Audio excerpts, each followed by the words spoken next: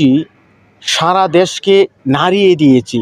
কতটুকু সফল হয়েছি সেটি প্রেস ব্রিফিংয়ে আওয়ামী লীগের নেতা কর্মীরা জানাবেন, কিন্তু আতঙ্ক ছড়িয়ে দিতে পেরেছে সারা দেশে।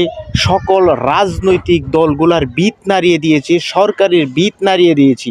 এই বুঝি আওয়ামী লীগ আসতেছে, এই বুঝি রাজনীতির মাঠ দখল করতেছে, এই বুঝি ক্ষমতার মসনদ ছিনিয়ে নিচ্ছে। আসলে এই যে ক্ষমতার প্রতিদ্বন্দ্বিতা, প্রতিযোগিতা, এখানে কিন্তু একের পর এক সহিংস ঘটনা ঘটতেছে। আর সেই সহিংস ঘটনার বলি হচ্ছে সাধারণ মানুষ। দেশের অর্থনীতি, দেশের অর্থ সম্পদ আজকে যেভাবে ধ্বংসের লীলায় মেতে উঠেছে, আসলে প্রত্যেকটা রাজনৈতিক দলকেই ইতিবাচক রাজনীতিতে এগিয়ে আসতে হবে, সাধারণ মানুষকে সচেতন হতে হবে।